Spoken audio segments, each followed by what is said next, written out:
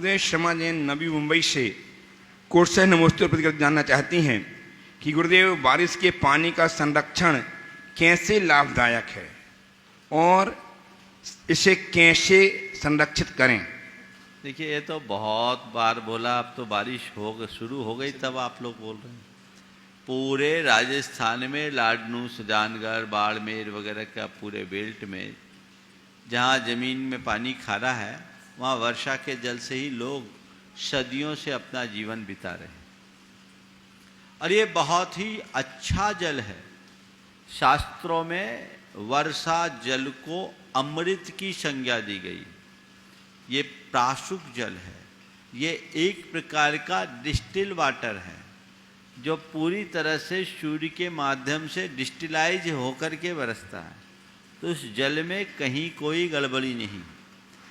चूँकि अब बरसात शुरू हो गई है, इस घड़ी में आपको मैं टाँका बनाने की जो पारंपरिक प्रक्रिया है वो बताऊं तो अभी इस बरसात में आपको पानी का उपयोग नहीं हो पाएगा। लेकिन पिछले 4-5 वर्षों में जो लोगों ने नए प्रयोग किए हैं और जो बड़े सफलीभूत प्रयोग है वो मैं अभी आपको बताता हूँ। आप अगर बरसात के जल का सही उपयोग करना चाहते हैं तो अपने घर की छत को एकदम साफ कीजिए। छत पर या तो टीन शेड लगा लीजिए, टीन शेड में थोड़ा सा उसके पैनल्स बढ़ा दीजिए और टीन शेड के नीचे आप ओवरहेड भी बना सकते हैं। टीन शेड के नीचे किसी भी निचाई पर एक टंकी रख दीजिए। वो टंकी सिंटेक्स की भी हो सकती है, ट्रिपल लेयर की टंकी आती है, वो ज़्यादा गर्म नहीं होती।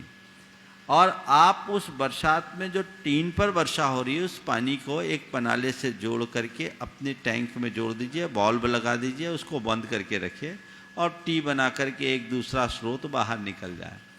जब बारिश होने को हो तो पहले एक आदमी उस टीन सेट पर चढ़ करके उस पूरी की पूरी सेट को साफ कर ले, धो ले और उसके बाद जब बरसात हो तो 10-15 मिनट की बारिश हो जाने के बाद, जैसे अभी पहली दूसरी बारिश हो गई, पहले दूसरी बारिश का पानी कभी संग्रहित नहीं करना चाहिए, अब पानी आप संग्रहित कर सकते हैं।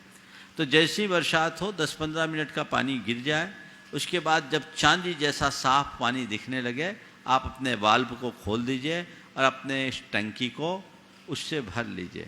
5-10 हज़ार लीटर की टंकी आप आराम से भर सकते हैं। अगर 400 स्क्वायर फुट की आपकी छत है तो लगभग 4 घंटे में 10,000 लीटर आप पानी स्टोर कर सकते हैं तेज़ बारिश होने पर। और इतना पानी हो, उस पानी के आउटपुट को आप अपने रसोई में ले लीजिए, वहाँ आपका वो जल बहुत अच्छे से काम में आ सकता है। और वहाँ बिनछानी कीजिए, बिनछानी को आप एक अलग जार में रख लीजिए, समय समय पर इकट्ठा करते रहिए और वो जब भी बारिश हो उस जार को बहा दीजिए। ये केवल परंपरा निभाने के लिए बिनछानी की बात है, क्योंकि वो जल प्राशुक है, छानना न छानना एक बराबर है।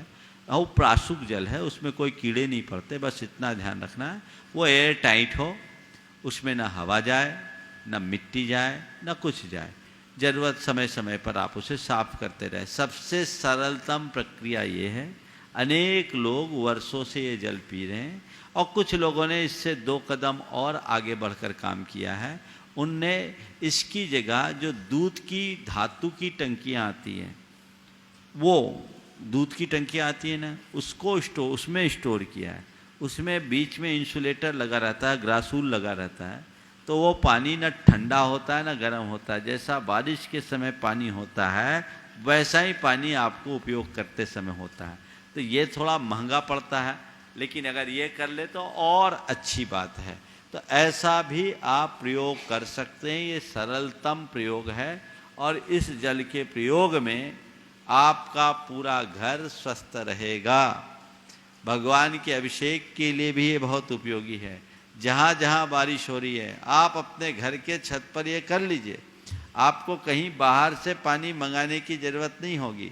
4 आदमी 5 आदमी के परिवार के लिए अगर आपने 10-12 हज़ार लीटर पानी स्टोर कर लिया तो पीने और खाना बनाने के लिए साल भर मेरे ख्याल से पर्याप्त है, क्योंकि ज़्यादा से ज़्यादा एक दिन में 25 से 30 लीटर पानी आपके भोजन और पीने में आता होगा काम। तो 1000 लीटर भी महीना हो तो 10,000 लीटर साल 2 महीना तो बारिश होती है। आराम से आप अपना काम चला सकते हैं। ये प्रयोग बहुत अच्छे से लोग कर रहे हैं। बैनाला जी, पन्नालाल जी बैनाला ने पिछले 4 वर्षों से सिंटेक्स की टैंक लगाई, सबसे पहले उन्हीं ने लगाया, उसके बाद कई लोगों ने लगाया और वो खूबी चल रहा है।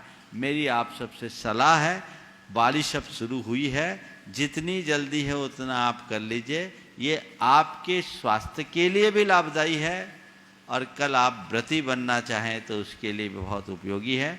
मंदिरों में अगर इस जल से अभिषेक होगा तो प्रतिमाओं में क्रंच मात्र दाग नहीं पड़ते, निशान नहीं लगते। ये प्रयास करना चाहिए।